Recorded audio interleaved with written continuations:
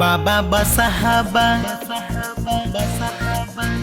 राउर बसाहाबा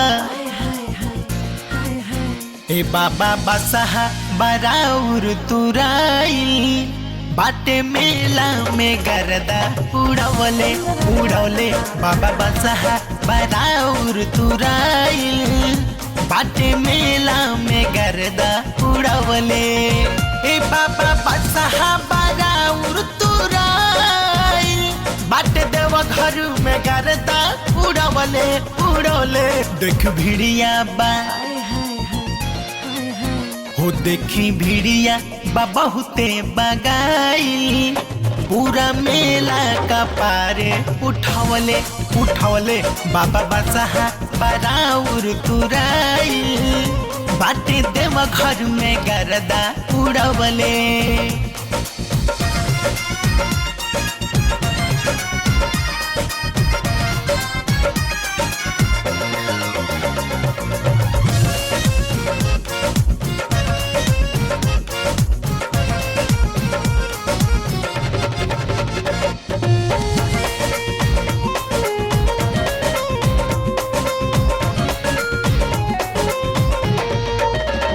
अपना बसहा के बाबा संभारी ना तक हुए के ठेला उजारी मारेला खुरचार जब मुड़ी कस के झापेला मारेला खुरचार जब मुड़ी कस के झापेला हिल जाला करेजा सबकर लोगवा थर थर कापेला।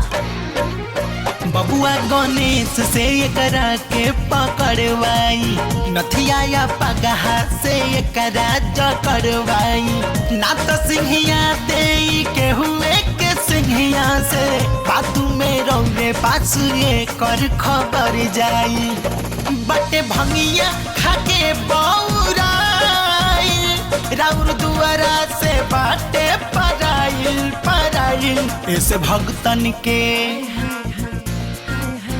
होए से भगतन के जल्दी बचाई बाटे नाकी में पानी पियवले पियवले बाबा बसाहाबा राउर तुराई बाटे देव घर में गरदा उड़वले।